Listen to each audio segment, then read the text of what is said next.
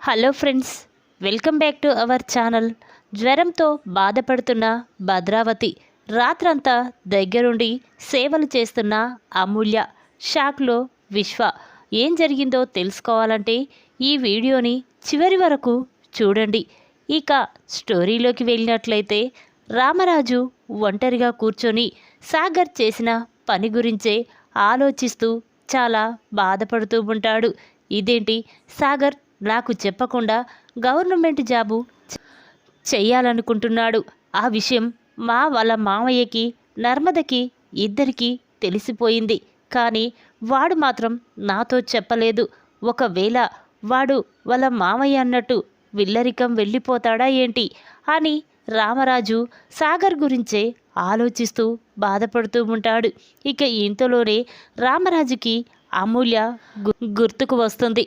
అమూల్యని కన్న తల్లి కంటే ఎక్కువగా చూసుకున్నాను, కానీ అమూల్య మమ్మల్ని మోసం చేసి ఆ విశ్వాగాడితో వెళ్ళిపోయింది. పెళ్లి చేసుకుంటే సరే, కానీ ఆ భద్రావతి, విశ్వ అక్కడ నా కూతుర్ని ఎంతలా బాధ పెడుతున్నారో. అసలే ఆ భద్రావతికి, విశ్వాకి నేనన్నా, నా కుటుంబమన్నా చాలా కోపం అని చెప్పి రామరాజు ఆలోచిస్తూ ఉంటాడు. ఇంతలోనే వేదవతి రామరాజు దగ్గరికి వస్తుంది. ఇక రామరాజును చూసి, ఏంటండి ఇంకా దేని గురించి ఆలోచిస్తున్నారు అనగానే, అప్పుడు రామరాజు, అదే బుజ్జమ్మ, సాగర్ మిల్లు బాధ్యతలు తీసుకోనని చెప్పాడు. వాడు ఎట్లాగో నా మాట వినలేదు. ఈ అమూల్య కూడా మనల్ని మోసం చేసి వెళ్ళిపోయింది. అదన్నా సుఖంగా ఉంటుందనుకుంటే ఆ విశ్వగాడు అమూల్యని ఎంత బాధ పెడుతున్నాడో, నా బంగారు తల్లి ఎంత కష్టపడుతుందో అని రామరాజు అంటూ ఉంటే, అప్పుడు వేదవతి, చూడండి, అది మనమన్నా మన మాటన్నా లెక్క లేకుండా ఆ శత్రువైన విశ్వగాడితో వెళ్ళిపోయినప్పుడే అది మనకు ఎవరో దాని గురించి పట్టించుకోవడం, ఆలోచించడం అవసరం లేదు. అసలే మీ ఆరోగ్యం కూడా బాగాలేదు. ఇప్పుడు తన గురించి మీరేమీ ఆలోచించొద్దు అని చెప్పి వేదవతి అనగానే, అప్పుడు రామరాజు ఆలోచించకుండా, ఎలా ఉంటాను బుజ్జమ్మ, చిన్న కూతుర్ని కంటికి రెప్పలా పెంచుకున్నాను, కానీ అమూల్య ఇంత మోసం చేసి వాడితో వెళ్ళిపోతుందని అస్సలు ఊహించుకోలేకపోయాను అని చెప్పి రామరాజు బాధపడుతూ ఉంటాడు.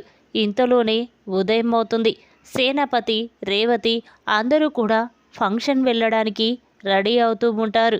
ఇక సేనాపతి ఇంతలోనే భద్రావతి దగ్గరికి వెళ్ళి, అదేంటక్క, ఫంక్షన్కి వెళ్ళాలి కదా, ఇంకా రెడీ అవ్వలేదేంటి, లేక రెడీ అవ్వు అనగానే, అప్పుడు భద్రావతి, లేదురా, నేను ఫంక్షన్కి రావడం లేదు, కాస్త ఆరోగ్యం బాగాలేదు, నువ్వు, రేవతి అందరూ వెళ్ళిరండి అని భద్రావతి అనగానే, అప్పుడు సేనాపతి, అదేంటక్క, మనం వెళ్ళకుండా ఫంక్షన్ వాళ్ళు ఏమనుకుంటారు, అయినా అక్కడ మనం ఉండాలి కదా అని చెప్పి సేనాపతి అనగానే, అప్పుడు భద్రావతి, అదేరా, నేను రాకపోయినా పర్వాలేదు, నువ్వు వెళ్ళు అని చెప్పి భద్రావతి అనగానే, అప్పుడు సేనాపతి, సరే అక్క, ఒరే విశ్వ, వెళ్దాం పదా అని చెప్పగానే, అప్పుడు విశ్వ, లేదు నాన్న, నేను అత్త దగ్గరే ఉంటాను, అత్తని దగ్గరుండి చూసుకుంటాను, నువ్వు అమ్మ వెళ్ళిరండి అని చెప్పగానే, ఇక సేనాపతి, సరేరా, నీ ఇష్టం అని చెప్పి అక్కడి నుంచి వాళ్ళు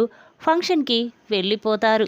ఇక విశ్వ, సరే అత్త, నువ్వు రెస్ట్ తీసుకో అని చెప్పి విశ్వ అక్కడి నుంచి తన గదిలోకి వెళ్తాడు. ఇక ఇంతలోనే అమూల్య ఒంటరిగా కూర్చొని ఆలోచిస్తూ ఉంటుంది. విశ్వగాని మాటలు నమ్మి నేను మోసపోయాను, నా వల్ల మా నాన్న తలదించుకునే పరిస్థితి వచ్చింది, నా వల్లే నాన్న ఇన్ని రోజులు హాస్పిటల్లో ఉన్నాడు అని చెప్పి అమూల్య ఆలోచిస్తూ బాధపడుతూ ఉంటుంది. ఇంతలోనే అమూల్యకి బాగా దాహం వేయడంతో ఇక మంచినీళ్ళ కోసం కిచెన్లోకి వస్తుంది. ఇక అక్కడ మంచినీళ్ళు తాగి అక్కడి నుంచి వెళ్తూ ఉండగా, ఇంతలోనే అమూల్యకి ఏదో మూలిగినట్టు సౌండ్ వినబడుతుంది. ఇదేంటి, ఎవరో మూలుగుతున్నారేంటి, ఏం జరిగింది అని చెప్పి వెంటనే అమూల్య ఇక భద్రావతి రూమ్లోకి వెళ్ళి చూస్తుంది. ఇక అక్కడికి వెళ్ళేసరికి భద్రావతి మూలుగుతూ ఉండడం చూసి అమూల్య ఒక్కసారి షాక్ అయిపోతుంది. ఇక వెంటనే అమూల్య భద్రావతి దగ్గరికి వెళ్ళి తన తల మీద చెయ్యి పెట్టి చూసేసరికి భద్రావతికి బాగా జ్వరంతో ఒళ్ళు కాలిపోతూ ఉంటుంది. ఇక అది చూసిన అమూల్య కంగారు పడుతూ ఉంటుంది. ఇక వెంటనే విశ్వ విశ్వ అని పిలుస్తూ ఉంటే ఆ మాటలు విన్న విశ్వ వెంటనే అక్కడికి వస్తాడు. ఇక అమూల్యాని చూసిన విశ్వ కోపంతో, ఏయ్, నువ్వు ఈ గదిలోకి ఎందుకు వచ్చావు? అత్త నిన్ను రమ్మని చెప్పిందా? ముందిక్కడి నుంచి వెళ్ళు అనగానే అప్పుడు అమూల్య, ఒరేయ్, ముందు పెద్దమ్మకి బాగా జ్వరంగా ఉంది, ముందు డాక్టర్కు ఫోన్ చెయ్యి అని చెప్పగానే ఇక విశ్వ, ఏంటి, అత్తకు జ్వరంగా ఉందా అని చెప్పి వెంటనే విశ్వ తన ఫోన్ తీసి డాక్టర్కి ఫోన్ చేస్తాడు. విశ్వ నుండి ఫోన్ రావడంతో డాక్టర్ ఫోన్ లిఫ్ట్ చేసి చెప్పండి అనగానే అప్పుడు విశ్వ, డాక్టర్, మా అత్తకి బాగా జ్వరంగా ఉంది, వెంటనే ఇంటికి వచ్చేయండి అని చెప్పగానే ఇక డాక్టర్ సరే విశ్వ అని చెప్పి ఫోన్ పెట్టేసి ఇక డాక్టర్ ఇంటికి వస్తాడు. ఇక ఇంతలోనే డాక్టర్ భద్రావతిని చెక్ చేస్తాడు. ఇక అది చూసిన అమూల్య, డాక్టర్, ఇప్పుడు మా పెద్దమ్మకి ఎలా ఉంది? ఏం పర్వాలేదు కదా అనగానే అప్పుడు డాక్టర్, చూడమ్మా, కొన్ని మెడిసిన్స్ రాశాను, తను చాలా వీక్గా ఉంది, రాత్రంతా తన దగ్గరే ఉండి టైంకి టాబ్లెట్ ఇవ్వాలి, ఈ రాత్రి మొత్తం తనని చాలా జాగ్రత్తగా చూసుకోవాలి అని చెప్పి డాక్టర్ అనగానే అప్పుడు అమూల్య, సరే డాక్టర్ అని చెప్పగానే ఇక డాక్టర్ అక్కడి నుంచి వెళ్ళిపోతాడు. ఇక అమూల్య మాత్రం భద్రావతికి జ్వరం వచ్చినందుకు చాలా బాధపడుతూ ఉంటుంది. అది చూసిన విశ్వ, ఏయ్, ఇక్కడి నుంచి వెళ్ళు అనగానే అప్పుడు అమూల్య, చూడు విశ్వ, పెద్దమ్మకి జ్వరం బాగా ఉంది, డాక్టర్ చెప్పాడు కదా దగ్గరుండి చూసుకోమని, అందుకే నేను పెద్దమ్మని చూసుకుంటాను, నువ్వు ఇక్కడి నుంచి వెళ్ళు అనగానే అప్పుడు విశ్వ చాలా కోపంగా, ఏయ్, నువ్వేంటే చూసుకునేది, మా అత్తని నేను చూసుకోలేదా, దగ్గరుండి నేను చూసుకుంటాను, నువ్వు అవసరం లేదు, ఇక్కడి నుంచి వెళ్ళు అని చెప్పగానే ఇక అమూల్య చాలా కోపంగా, చి, ఇక నువ్వు మారవురా అని చెప్పి అక్కడి నుంచి వెళ్ళిపోతుంది. ఇక విశ్వ మాత్రం భద్రావతి దగ్గరే ఉంటాడు.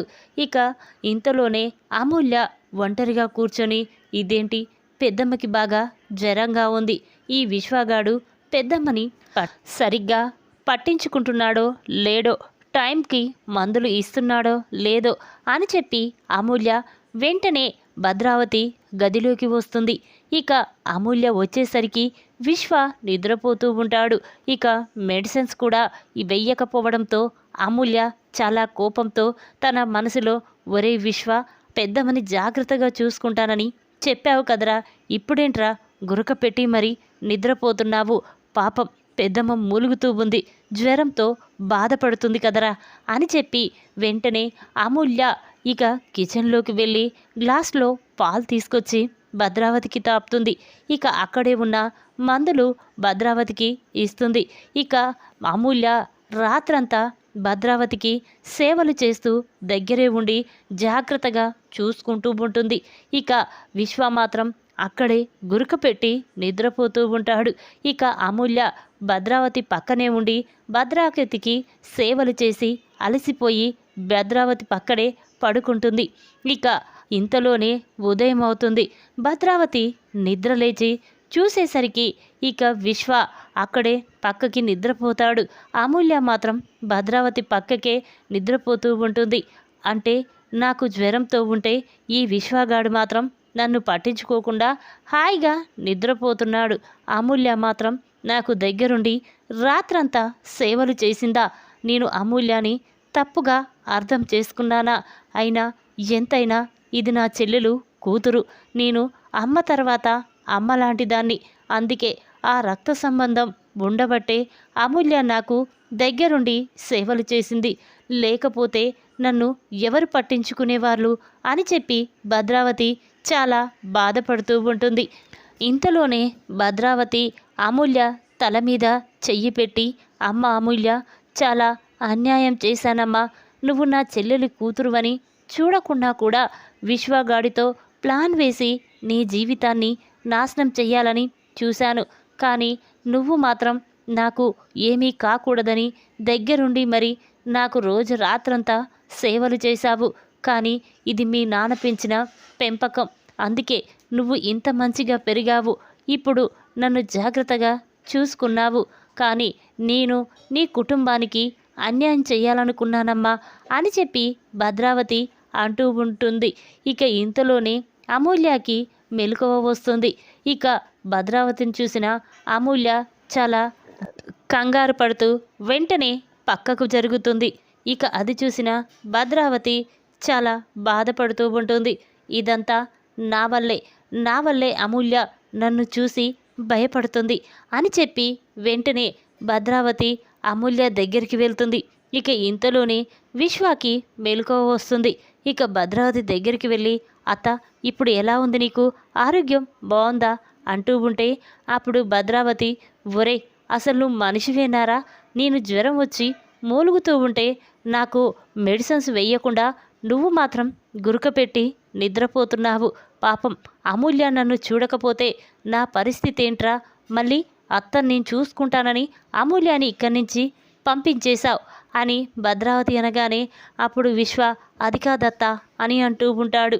ఇక భద్రావతి వెంటనే అమూల్యాని హగ్ చేసుకొని, అమ్మ అమూల్య, నీ గురించి తప్పుగా అనుకున్నాను, నన్ను క్షమించమ్మా అని భద్రావతి అంటూ ఉంటే ఆ మాటలు విన్న విశ్వ షాక్ అయిపోయి చూస్తూ ఉంటాడు. అత్త ఏంటత్త, నువ్వు దానికి క్షమాపణ చెప్పడం ఏంటి? ఏం మాట్లాడుతున్నావు అని విశ్వ అనగానే అప్పుడు భద్రావతి, ఒరేయ్ నువ్వు నోరు ముయ్యరా, నాకు జ్వరం వస్తే పట్టించుకోకుండా నువ్వు మాత్రం గురకపెట్టి నిద్రపోతున్నావు. అమూల్య మాత్రం రాత్రంతా దగ్గరుండి మరి నాకు సేవలు చేసింది. అమూల్య గురించి ఇంకొకసారి తప్పుగా మాట్లాడావంటే ఊరుకోను అని చెప్పి భద్రావతి అంటుంది. ఇక మాటలు విన్న విశ్వ చాలా కోపంగా అక్కడి నుంచి వెళ్ళిపోతాడు. ఇక అమూల్య మాత్రం, పెద్దమ్మ నన్ను అర్థం చేసుకున్నందుకు చాలా థ్యాంక్స్ పెద్దమ్మ అనగానే అప్పుడు భద్రావతి, అవునమ్మా, మీ నాన్న మీద ఉన్న కోపంతో నీ జీవితాన్ని నాశనం చెయ్యాలనుకున్నాను. కానీ నిన్ను చూస్తుంటే ఇప్పుడు నాకు కన్న కూతురు కంటే ఎక్కువలా అనిపిస్తుంది అని చెప్పి ఇక అనగానే అమూల్య చాలా సంతోషపడుతూ అక్కడి నుంచి వెళ్ళిపోతుంది. ఇక భద్రావతి తన మనసులో, ఎన్ని రోజులు రామరాజు కుటుంబాన్ని అపార్థం చేసుకున్నాను, కానీ ఈరోజు అమూల్య చేసిన మేలుని నేను ఎప్పటికీ మర్చిపోలేను అని చెప్పి ఇక భద్రావతి అనుకుంటూ ఉంటుంది. భద్రావతి తన మీద అంత ప్రేమ చూపించుకున్నందుకు అమూల్య కూడా చాలా సంతోషపడుతూ ఉంటుంది. అది చూసిన ప్రేమ నర్మదకి ఏమీ అర్థం కాదు.